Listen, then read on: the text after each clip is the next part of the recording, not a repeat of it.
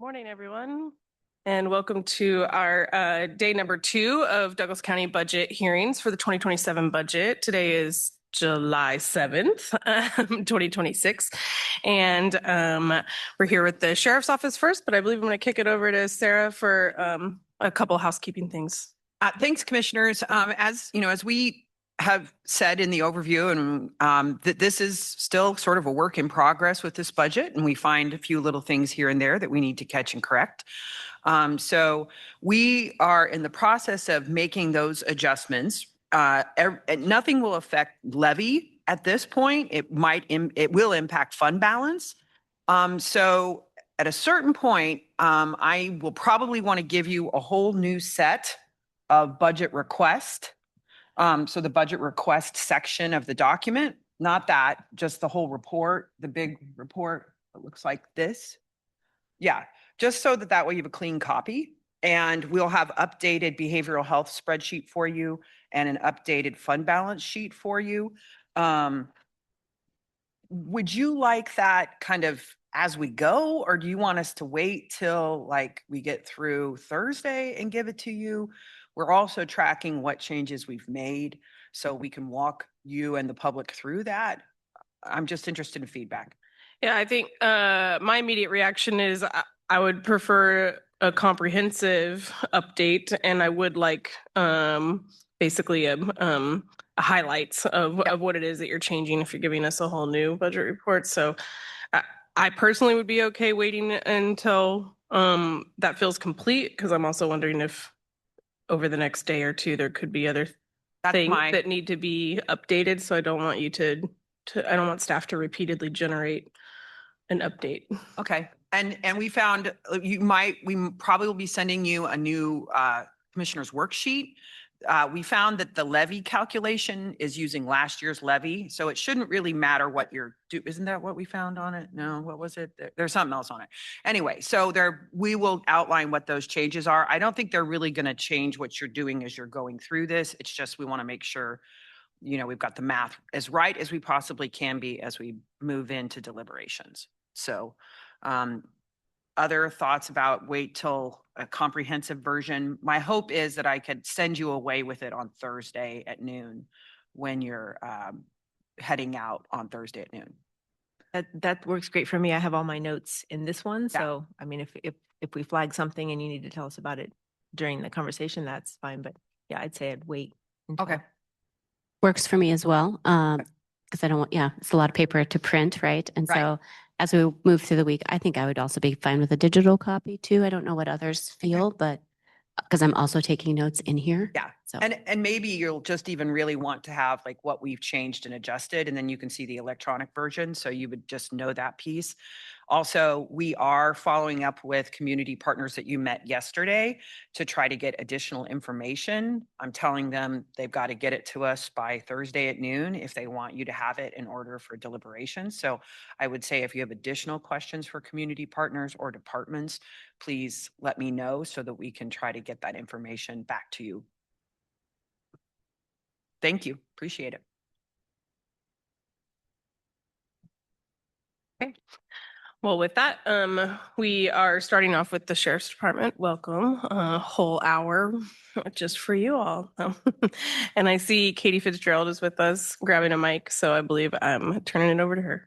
Briefly, thank you, Commissioners. Katie Fitzgerald, Criminal Justice Coordinator. Our Sheriff's Office starts your day this morning that is focused heavily on our justice system partners. This last year, I think things, I was talking with the sheriff this morning, have been pretty calm and kind of status quo for this department, which we appreciate.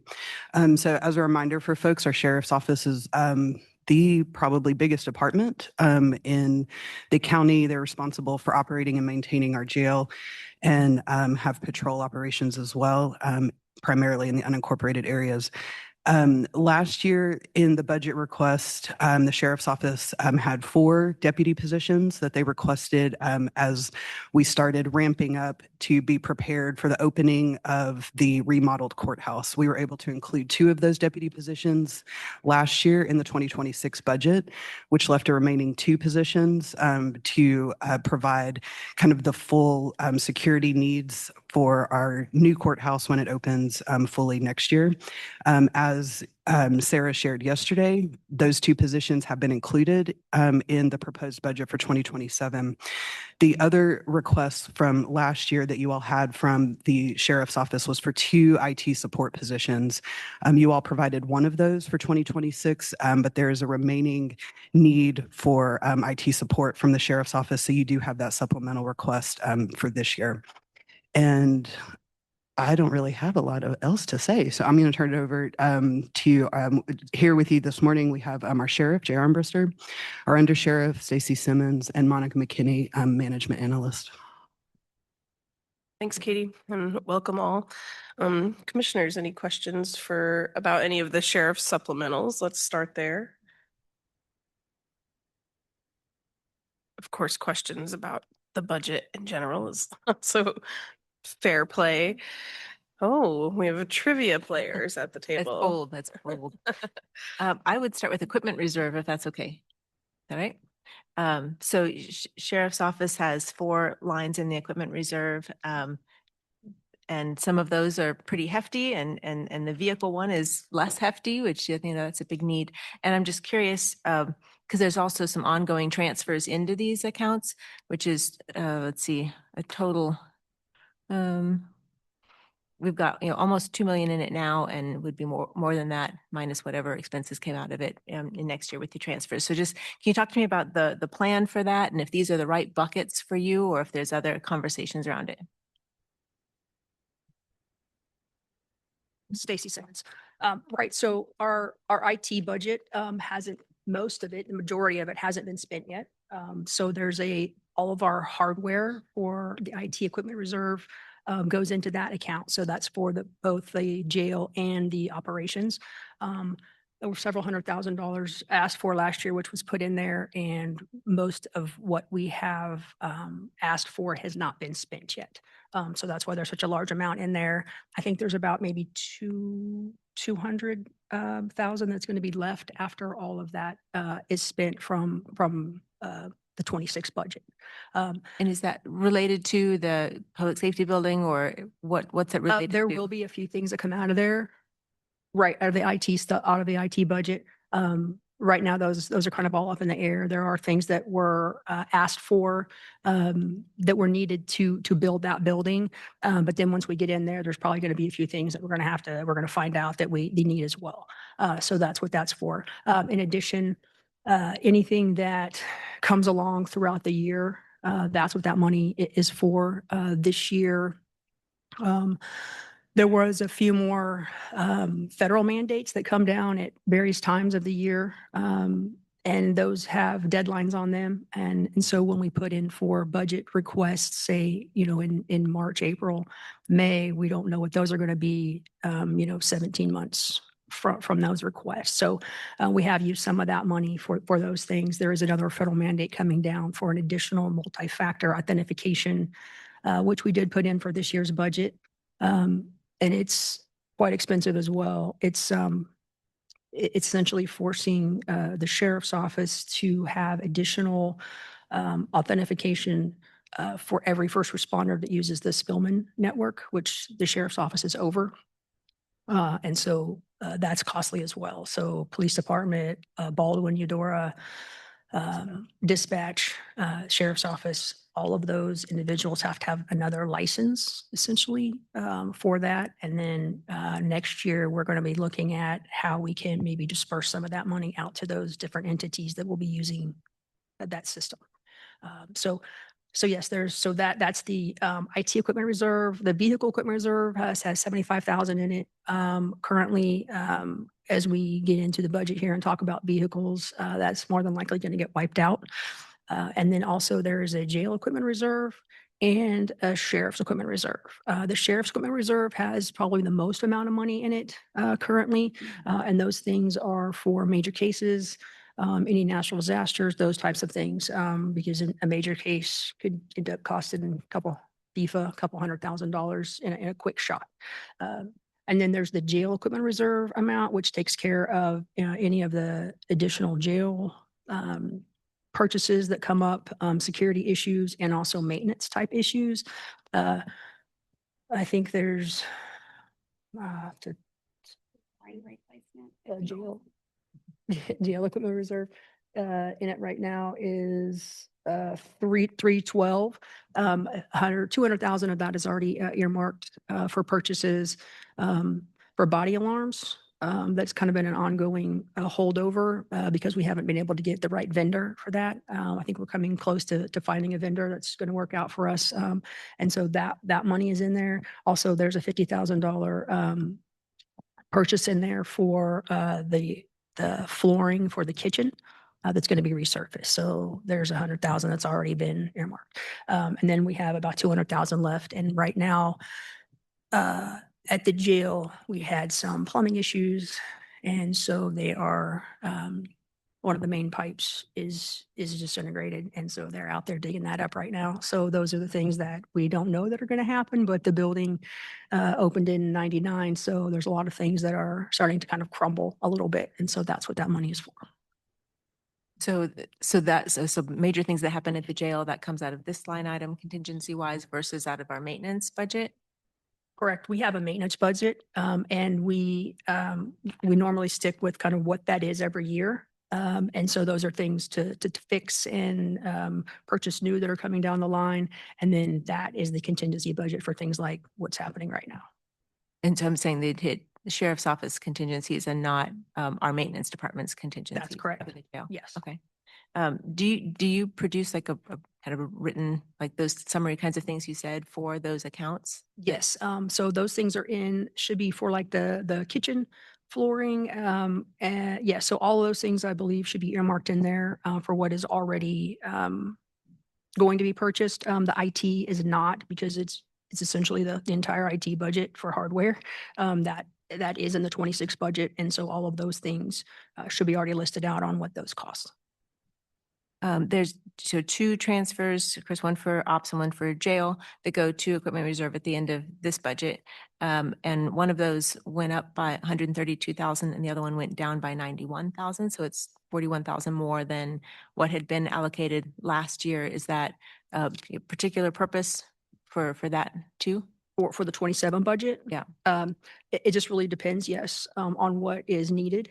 And so if there's some things that we're asking to purchase at the end of the budget year, when we ask for money to be placed back in those, if there's things like the body alarms, which are the safety alarms for our civilian staff or public that come in, we'll ask for those. So yes, some of them go up, some of them go down, depending on which side needs what. Does that answer your? I'm just looking Anything? for, it's a tight budget year. Yes, Do I you know. need it all? I know. And that Well, question. it's Yes. what they should say. Let me ask for undershare. Yeah. Yes. I would also just add in quickly, of course, with the IT stuff. This is nothing you don't know, but one server can be 350 grand. I mean, it's just, we do keep some money on hand for that. The vehicles, a brand new patrol vehicle is 60,000, I think, right now, which is above my 50,000 approval. And then we have to outfit it. So things have just gotten so freaking expensive. One other little thing, just to talk about why we keep a little cushion. FIFA specifically, we had less than 10,000 in overtime, which is good compared to what it could have been.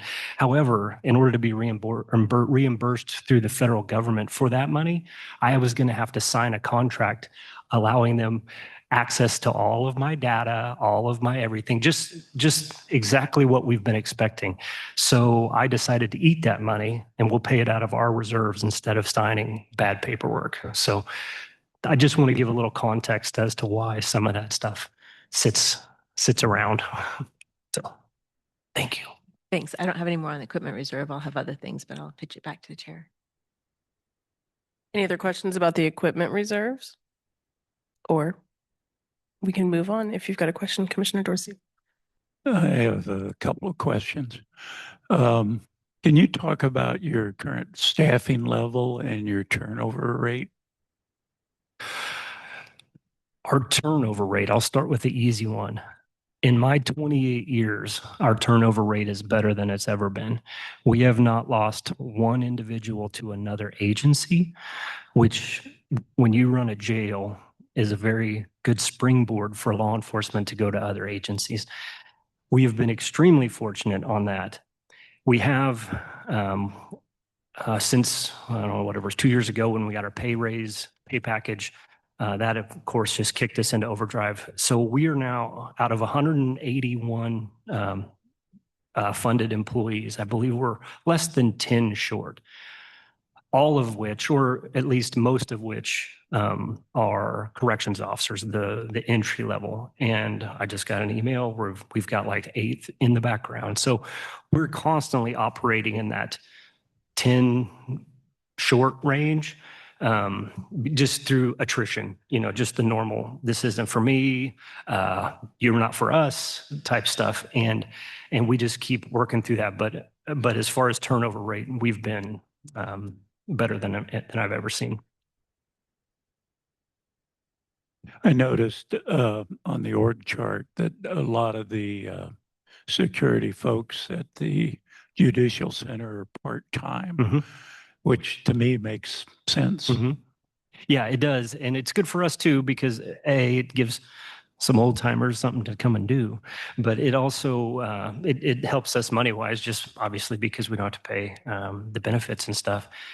But court security is a great point though, is that it's become one of our largest shifts. Like we have a jail shift, we have a patrol shift.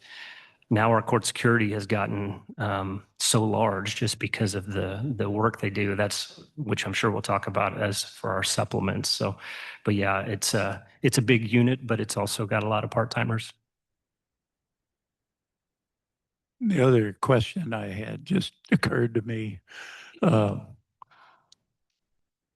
Prices have gone up on a lot of things over the years. When was the last time your limit of authority was adjusted? We did it probably 3 years ago because Yeah, we updated our financial policies about 3 years ago. yeah, I would say because I believe the administrator, mine, and everybody got, because I was 25 when I got sworn in, and now I can approve up to 50. But again, patrol cars have soared way past 50. Thanks. I had a question on, let's see, I have it listed as page 111 in the sheriff jail. I didn't quite follow the professional medical services line. The summary has one number, the document has a different number. I didn't know if we had any light to shed on that. And I can, So I just want to make sure I understand the summary and the amount. So the medical line encompasses Burton Nash Mental Health, it encompasses MIR, the MAP program, which is the medical assisted treatment program, and also the turnkey, which is the contract for medical services. And so that is 1.7 million. And then I did a little breakdown in the narrative section of just kind of what those are. And I think maybe there's a like that that narrative section was like one of the first pages of the budget, but then our budget actually came much later. So let me see if I can just grab that. sure. I'm looking to see where I flagged the narrative line that had 1.2 million instead of 1.7. Okay. And It should be 1.7. Yes. and then that's what you had in your head. So, okay. 7.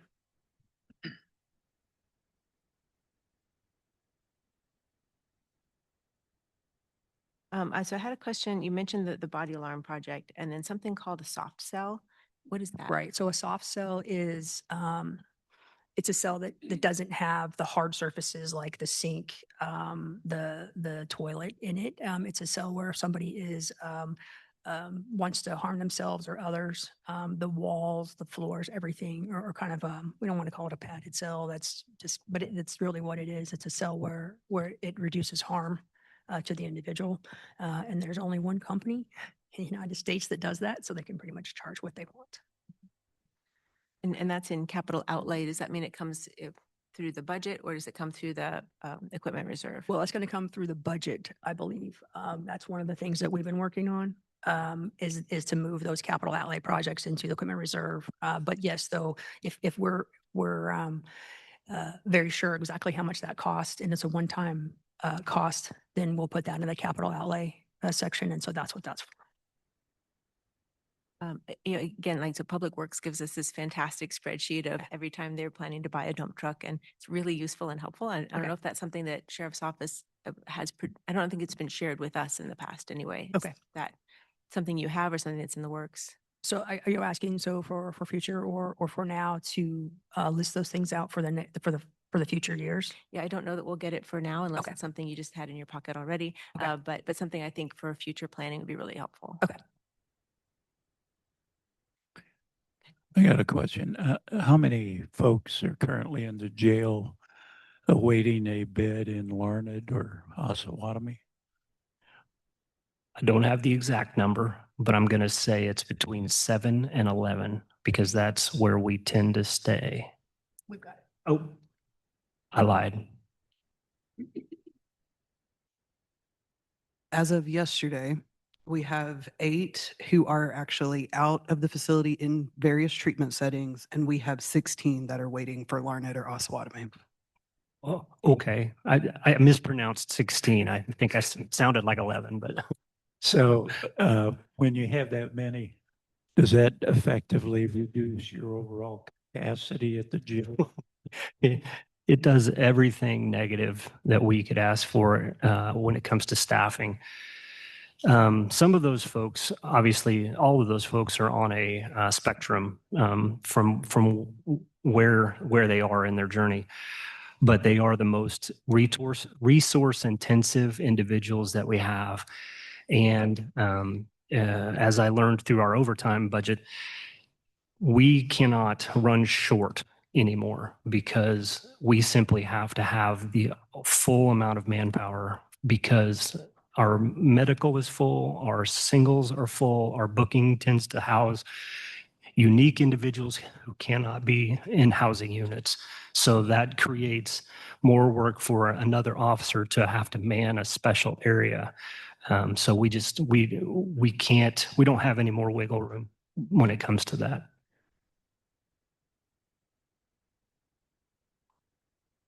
So what are potential solutions to support you to get you more wiggle room? Because it sounds like the populations that you're potentially supporting, that may not be the best solution.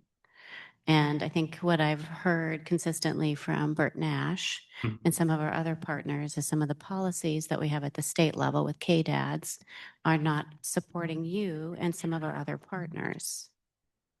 I would say that it's absolutely correct that I believe, and this is an opinion from a guy, that 2 things are true in this moment. Our need for resourcing for severely mentally ill folks who commit criminal acts has increased exponentially, and our staffing and the policies within our state government has ratcheted backwards. So the Larned State Hospital, where we send folks, my understanding is, and again, this is hearsay, is that they cannot hire individuals to work in their hospital. Therefore, they cannot accept more people. At one point, I believe they were like 65 people short. And Larned is just a tough hiring pool, apparently. And so it just trickles down. I believe that the state's heart is in the right place. They simply just cannot fill positions.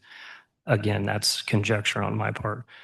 What I do know is that you're absolutely right, though, that it always trickles back to the county. And what I've learned, if nothing else, over my 5 years as a sheriff, is that if somebody doesn't want to do something, they'll make the county do it. And that's from both directions. And so I feel like we're stuck in that position right now where there is no option for us to send them to do something else. We are simply in the stasis with them. Now, as far as locally, what can we do? It's just staffing. And again, we have enough staffing to do our job, but we walk a very fine line where if something goes haywire, we're going to be short in a big fat hurry. Okay, how about well-being and culture? Do you need support in that particular area? Now, I suppose the follow-up question is well-being and culture for our incarcerated population, for our staffing population, for the community in general, or all I'm of the thinking above? staffing, yeah. Staffing for Yeah. sure. So Like compassion fatigue. yeah, and it's a real thing. I would say, and this is going to be hard to say because it's going to sound like I'm bragging, but I feel like we're in as good a position as we could be. The turnover number actually is what kind of leads me to believe that something is going okay, that they feel like they want to keep coming back to work because we pay them well. Thank you. But we try to create that position to where we let them know that what the work they're doing is extremely difficult and they're doing it every day for 12 hours a day. And something is going right that they're choosing to keep coming back to work for us and not somewhere else. So, and then when it comes to well-being, we've got some initiatives that we're working through currently through the opioid settlements and that stuff. But I feel like we're in a good position. But I will tell you this, if there was something I thought I could get through the budget that would help make that better, I would ask for it. I just don't know what that is right now. Okay, but if you need something, you will ask for it. 100%. Okay, all right. Do you hear from other sheriffs that are having the same problem with mental illness? Oh, absolutely. Again, it's a spectrum. If you're a 5-person jail, they're super angry because they have one person that's waiting. If you're Johnson County, they're super angry because they've got 50 people waiting and we've got 16. Everybody is dealing with it except the sheriffs that don't have jails. And then we don't listen to them. We tell them to go find another conversation because it makes us angry. So they don't have to deal with that. What are we paying now for out of county fees? Housing, like the housing fees. I want to say it was about 300 grand. I think is where we're at. Oh, I just meant per night. Oh, per night. Oh, some of.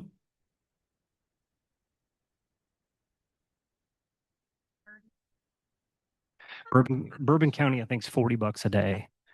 Wow. I know we should send them all down there. But, and then we have a couple other ones. Some of the new requests because, what's that? Medical fee charges for their medicine. Yeah. Yeah. So Bourbon County charges a housing fee per day. And then if any medical fees are accrued, we'll have to reimburse that. But across the state, most of the sheriffs are starting to go with a $90, somewhere in the $80 or $90 a day range to house. Thanks. You bet. Sheriff, I want to talk a little bit. You said you would ask for what you needed and you asked for more at court security, right? And that's included in the administrator's recommended budget. Right. You talked about how we're filling gaps in there with detective work and was it warrants, I think. Tell me how the public will see the impacts of that. Sure. You know, how those positions coming in at court security will impact public safety. For sure. So again, it's just like any other where you fill here and then you can push up. The number one impact will be is that this building is extremely, the courthouse there's no other position in our agency where you can have that much contact with the general citizens, especially citizens who are having a very bad day or about to have a bad day.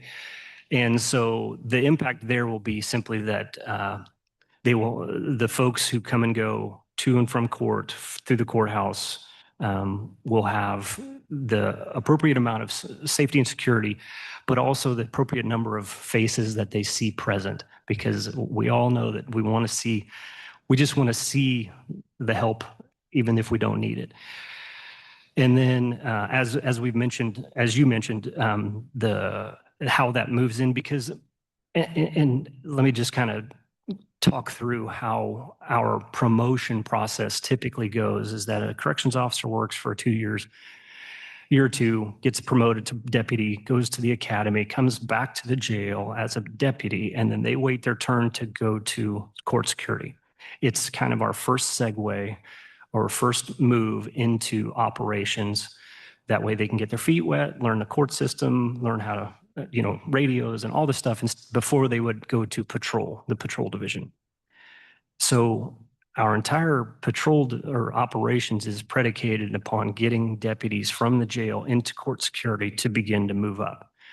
And so when we're stagnant or don't have the ability to promote out of there, that just stagnates everything above it.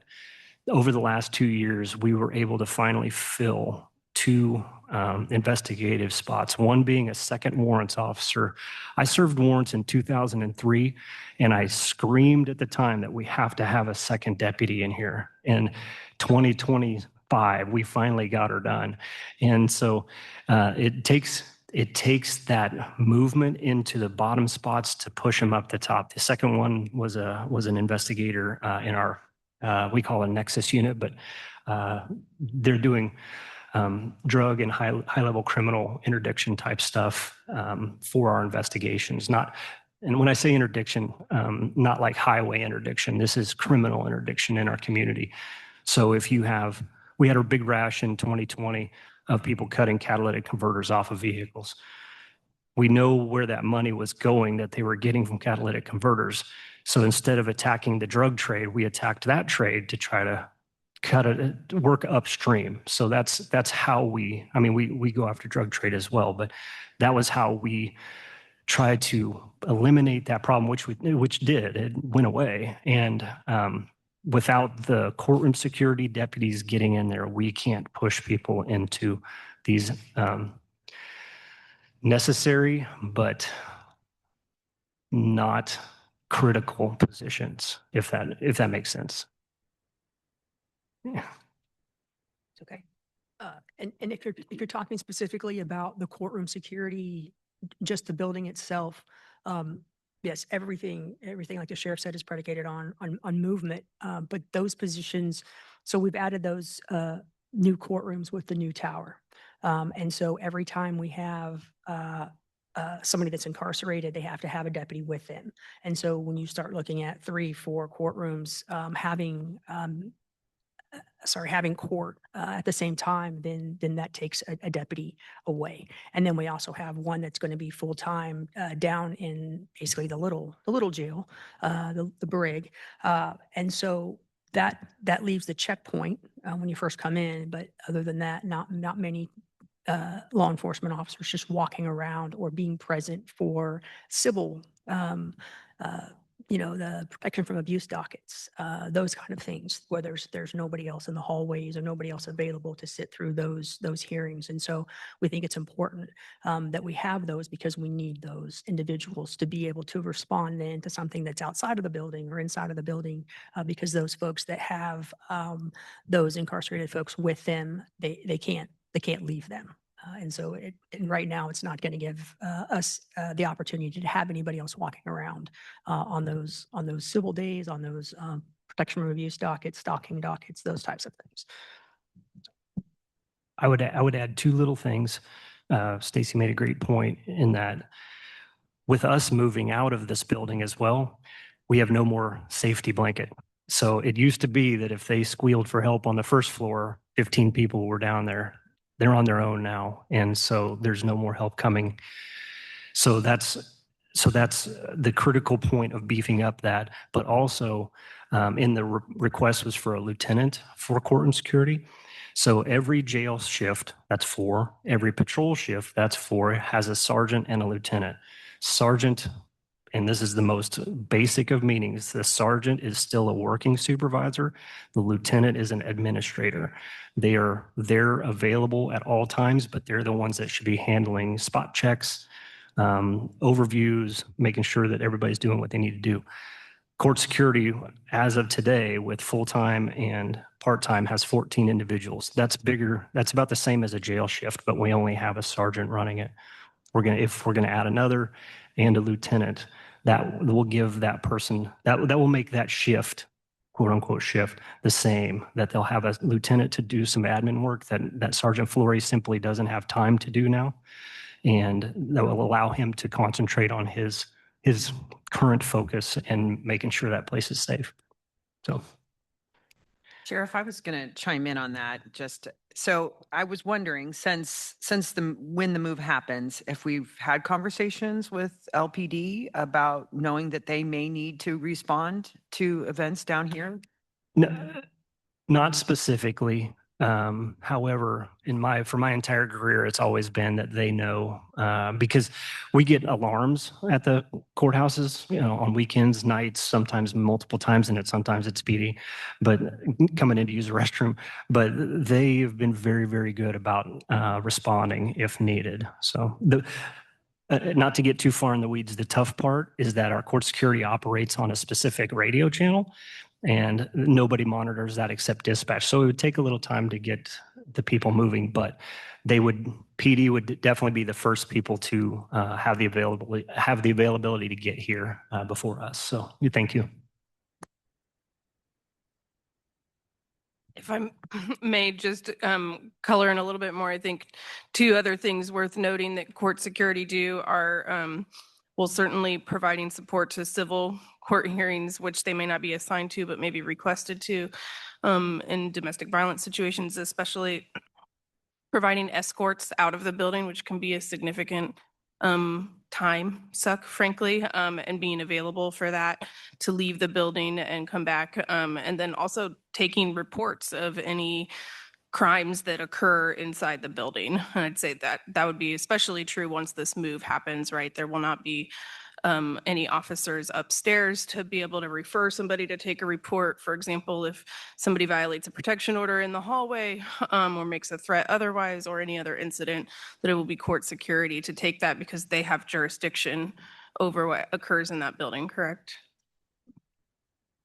On face value, when you're looking at the numbers that's assigned to courtroom security, it does look like a large amount of folks, but keep in mind those part-time folks are 6 and they don't work every day, right? So they have to, and that's just the checkpoint. So when we're talking about adding these deputies, we're talking about the deputies that are available to respond and take calls and assist the public and move the inmates back and forth to the jail. So if one or two have to go, that leaves less in the building. And so it's probably one of the most volatile positions that we have, because there's so many unknowns when you're going in looking, thinking of trials for families and sex crimes and those kinds of things. And it's very volatile. Follow up, your part-time folks at court security have the same response capabilities and they're allowed to, they're full help when they're there, then even though they're part-timers or retired there. Yeah, they are. They're still certified deputies. They have all the same jurisdiction. The only thing that would limit their response, because they sit right there at the checkpoint, they can't leave that unmanned. So one would have to stay, and then the rest can respond. But they still have the ability. That they just have a job they have to do.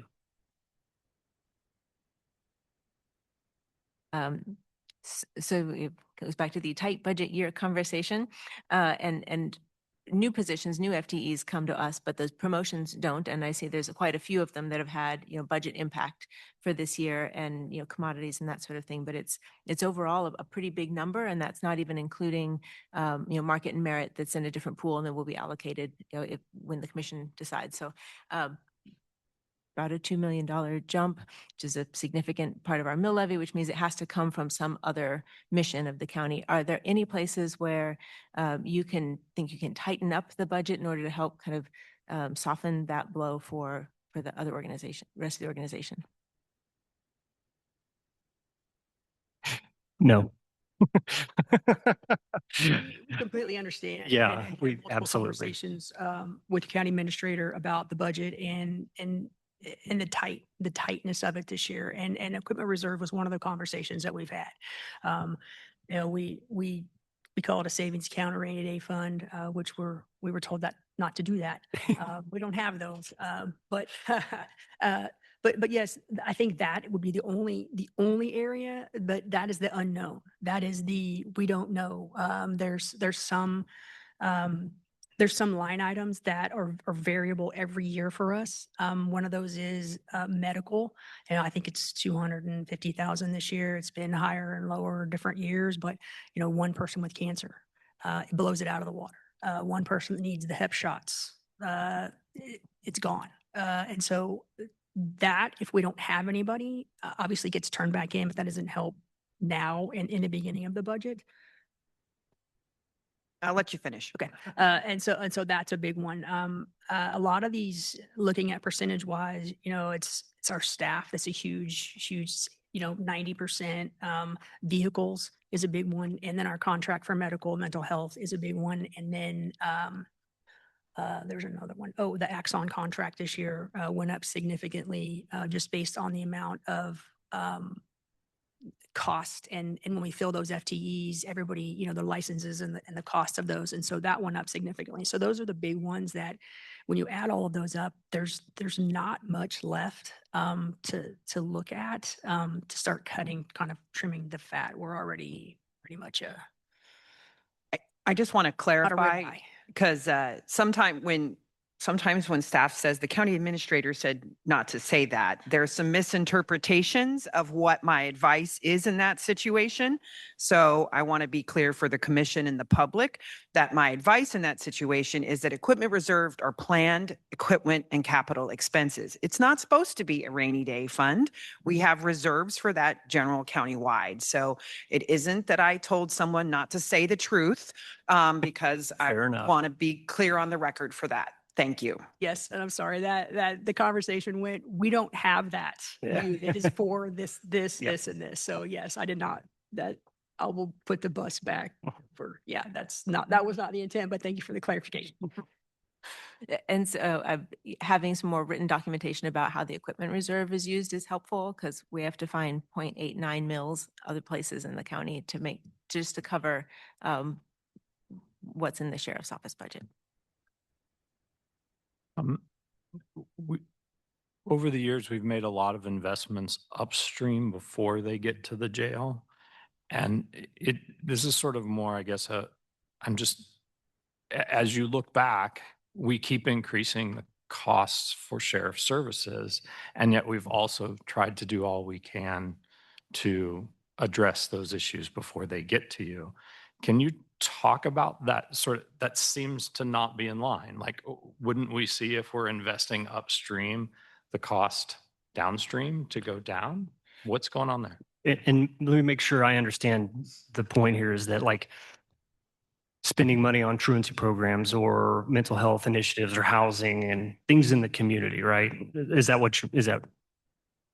Yeah, we've done a lot. I mean, Agreed. I'm thinking way back to some of the house arrest things and things like that. And yet our budget for sheriff's operations continue to go up. Sure. No, I think that's a fair point. And what I will say is that based on this guy's understanding of how it all works in 2019, 18, 19, when we went into COVID, and I can only really speak to it from that because that's where I really started paying attention to what all you guys do. So when we went into that, our courts, our jail was operating with an average daily population between 230, 250, somewhere in there. We're operating today at 135, 150. And it has remained that way since COVID. So what I think is that between COVID and the initiatives of the community and the county commission, I think that those things have allowed us an opportunity to keep our jail population down. And I'm grateful for it because now that 250, 260 was a different population. It had a different makeup of individuals than what we have today. We have a very intensive, dangerous, mentally ill population nowadays. I believe that And I can't explain why that is. It just didn't used to be this way. And I don't have those answers as to why, as a society, we've gotten more mentally ill. But what I can say is that these 150 that we care for today cost more per person than they did at the 250. And that's, again, without the numbers, that's how I believe. I think that you all have done the good work to help us keep the people out of jail that don't belong in jail.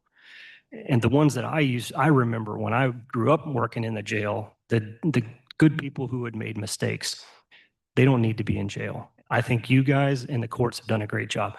I just believe that between the cost of everything going up and the absolute intensive need that our jail population has today, I think those two things have filled that gap plus some, if that makes sense. I hope I'm making my point. No? No? Yeah, I'm good. No, I'm good. I just want to make sure I got that answered. Right. I think that is absolutely true. And it's also twofold. We're talking about jail and we're also talking about the operations. And so Yeah. when we talk about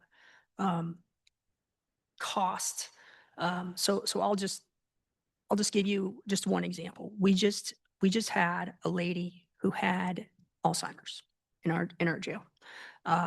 4 months she spent there. And she didn't belong there at all. That's longer than you get for other criminal acts in this community. But because there was no place to put her, we housed her. And so, like the sheriff said, it's very costly. And so that falls again to the sheriff to take care of those issues. And she wasn't the only one. We actually had two at the same time. We just we were able to get her into a place with a lot of work from our reentry personnel. We have another one right now that we're handling. Right. And those individuals have medical bills and all of these things. And so that falls to the sheriff's office. So that's a huge expense. And in addition to that, for the operations side, when we start to fill these FTEs, things like training, because we had open positions and now we're filling those FTEs and those things are, 12 weeks of training for corrections officers. So we're paying them to train. We're just about to hire 10 more. So that's going to be another expense and all of that goes along with that, not just training, but uniforms, gear, all of that. And those costs have all gone up. And then when those individuals become deputies, now there are vests and there are weapons and there is additional training at the Kansas Law Enforcement Training Center, which is another several months, and then on the job training. And so we're paying those people and sometimes overtime, which normally we're paying overtime for those people to go to the academy. And so then those are expenses, a different line item again, but it all comes out of the same pot of money that's provided to the sheriff's office. In addition to that, when we do those FTEs for patrol, we have to have an additional vehicle. And I laid out how much one of those cars cost. It's like about $100,000 per vehicle once you get the vehicle and all the new equipment, and then even trading over equipment to new vehicles. We gave you the breakdown of how many cars already have 100,000 miles on them at the beginning of this year. And so they're going to have, 180, 200,000 miles at the beginning of next year. With all of those also comes additional equipment, which are ticket writers that we've had to provide. And our Axon contract, it is a lot of money. It is hundreds of thousands of dollars. But those things are all the body cams for the jail staff and also the operations staff. Mobile phones have doubled since then as well because they're called cradle points. I'm not an IT guy, but Brad, they're expensive, right? They go to each vehicle and that's what basically powers the systems for law enforcement. And so since COVID, we didn't have any of those things. And so we've added all of those things, just the technical aspects of law enforcement, drones as well. They're very expensive. They all have yearly fees. And so So all the work that you've done, if we didn't have those additional things, you would definitely see that impact. You would. But because you keep doing the work you're doing, and then we keep adding the systems that we're adding, it's still, it's not a balance. It's not. It just comes down to that. And I know it's not a good defense to say it could be worse, but it could be worse. Yeah, And I think that we're just unable to quantify it.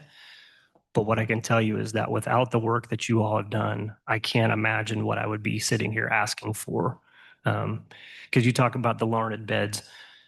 One individual waiting to go to Larned in a small jail would crush that entire entity and organism. You all have funded over the years between Burt Nash and our medical partners a system and reentry, a system that we are prepared to handle that. As much as we wish we hadn't or didn't have to, we can, but it's just expensive to do so. And being in a state that has not expanded Medicaid. So I think if we go back to state policy, we go back to changing federal policy and the changing landscape of drug pharmacology that is changing the brains of individuals. Yep.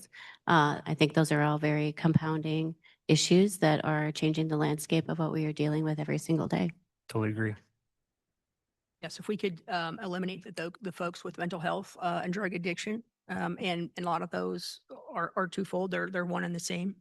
We would have, there would be 10 people in our facility. And I'm not saying that everybody in our facility right now has those issues. I don't want to say that about, but it is a large supermajority of those folks. And again, like the sheriff says, it all filters down to the county level. And that is not just jail, but that is the operations division as well. When it comes to things like responding to, we're doing better. We've had this conversation last year about Kansas Highway Patrol and not, state wildlife and parks not getting the help. And Douglas County has a huge amount of water and public land, and we're responding to those. And then when we respond, those individuals don't necessarily have the skill set to take care of those things. And so then they ask for assistance, which we provide because we want to make sure the victims get the right services. And so again, they may show Highway Patrol. I think we have 2 now. I think we have 2 troopers now, which is 2 more than we've had for the last 5 years. So they're doing a little, but we're still responding to all those and taking care of them. And to that point, are you seeing further cuts? Because we have seen changes in that landscape, and they've increased their fees as well. And so now, even with the Corps of Engineers and with all of our lakes across Douglas County, now you have to purchase additional stickers, even if you have a Clinton, so I'm gonna say like Clinton State Park pass, you now have to purchase an additional sticker to take your boat out in any of the lakes. Basically, you have to have a sticker for each and every single one of them. And so, or, a pass, I'm going to say. So are you then having to pick up additional or allocate additional resources then to pick up any of the lack of resources that they are receiving? Yes. Obviously, we've talked for years about the Highway Patrol just allocating the resources elsewhere. That has changed incrementally with a new colonel, and we have seen a very good positive impact from KHP. So I'll kind of set them aside. Wildlife and parks and state parks, on the other hand, and the federal side, because for those of you that don't know, Clinton has a federal side and a state side. So we have to navigate both of those. We just had an incident where, we've had multiple drownings over the last few years, and I love that the Clinton Marina has blossomed, but they're bringing in more people, more traffic means more everything. State Wildlife and Parks is not up to their staffing, and the staffing they have struggles with those types of calls. So it always falls to us to handle it.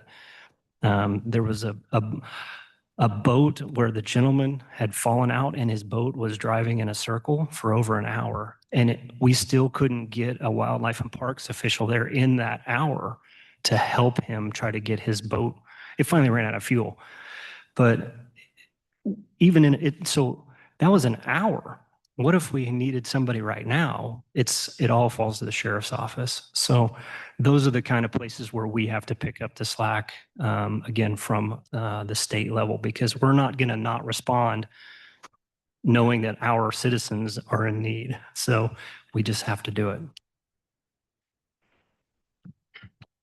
Jay, back in, I think it was March, we approved some funds to allow all the first responders to get a mental health evaluation. Has that worked its way down field level? Yes, I'll start by saying it's not a mental health evaluation. That's what the courts order. Whatever. But yes, so Katie and I are actually locked in that process right this very second. And we have some hurdles identified and we have some successes identified. And we hope to start those. And we call them a well check, an annual well check. But we hope to get those moving by the end of this month. And we're going to give ourselves a 1-year window, because with PD, SO, Dispatch, Baldwin, Eudora, KU, it's almost 460 individuals, and that's an hour meeting. So that means over a year, we'll have to get 9 of them done a week, roughly. So it's going to take some time, but yes, we're locked in that, and we're extremely grateful for that. We yesterday had a hearing on supportive housing, and I know the Sheriff's Department has worked very close with Cardinal Housing Network. I'd be interested to hear what we heard yesterday was that there isn't much in the way of grant funding for the types of things they provide. For Artists Helping the Homeless, who I know you work closely with as well, the County Commission provides 56% of their total budget. Help me understand the relationship that you all have and how Douglas County should be working with those community partners. Should it stay that way? I'm interested in your thoughts when it comes to reentry programs and how they're working. Sure. So I will say this, and I can only speak to Artists Helping the Homeless and Cardinal Housing, because that's who we work with exclusively. Not to say we don't work with others, but those are the ones I know the most about. What I can tell you is that they are besides Burton Ash. Burton Ash is our number one A1A biggest community partner that has a huge impact on our jail population and our employees, frankly, just because they're good people. But outside of that, I would rank Artists Helping the Homeless and Cardinal as number 2 and 2A and 2B, because they have such a tight relationship with our caseworkers and our reentry that they simply can call and say, I have this person, what can you do? Versus saying, we've got somebody, I don't know if they're going to fit. We can work through that. But those 2 entities have been so amazing at just trusting our staff to be like, okay, if this person is ready and we're going to do it right now, they're going to make it happen. And I feel like that partnership has impacted lives in a positive way that we can never quantify. So all I can really say is that Burton Ash, Cardinal, AHH will be pried from my cold, dead, icy fingers as sheriff, because they are such an impactful partner with us. So from where I sit, I ask you to continue to fund the work they do. At what level is up to you. But what I can tell you is that the work that you have funded up to this point has been extremely important for my jail population, but I think for the community as well. So Commissioner Willie talked a little bit about tight budget years, and I think this is one of them. Talk about the funding that you provided Cardinal Housing from the sheriff's budget, because now we're getting an ask for it as well. Sure. Is there an opportunity there? I am not the expert on the numbers, and that would obviously be Carrie Nice, our director for reentry, but what I can tell you is that I think that the sheriff's office spent money for housing through the Cardinal specifically just to get them propped up for in their first year. And I fully support that. What that number was, I don't know. I could certainly get that. But I do know that we had to fund some beds, which we ended up using, but we ended up having to fund some beds through Cardinal, really to just help them keep that bed available for when we needed it in a week or two or whatever it was. And again, I support that, because if a person is ready and able to go to treatment and the bed does not exist, I know that even a minute of bad overlap can lose. Like my dad used to say, you got to strike while the iron's hot. So we would rather pay for a week of a bed that they're only going to use a day out of, simply to have that bed available. So we have spent some money this year to try to help Cardinal, but also to help the females that Cardinal helps by having that bed ready. Would you like us to provide those numbers to you, like through email? And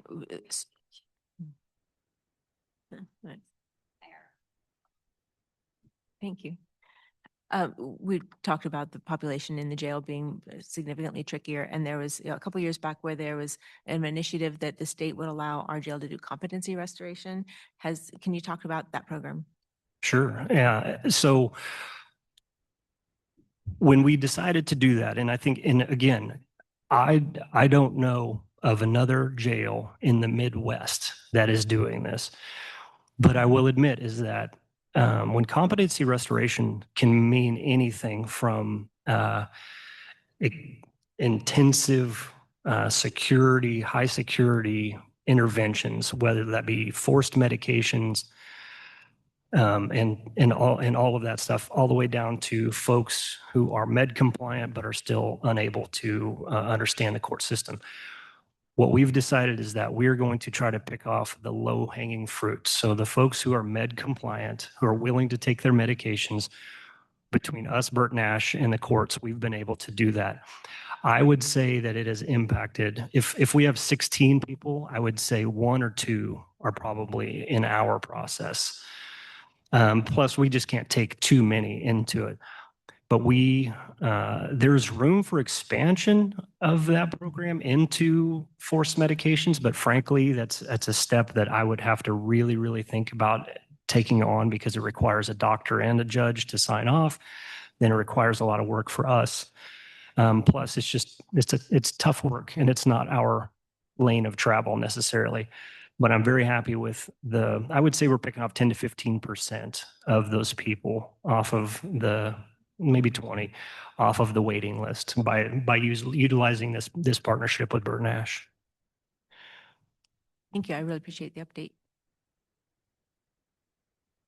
All right, commissioners, any other questions for the sheriff's office at this time? Okay, seeing none. Thanks for spending your morning with us. Have a good rest of your day. And I'll go ahead and suggest a 5-minute break so that we can reset the table and our next set of partners can come up. We'll be back at 10:07.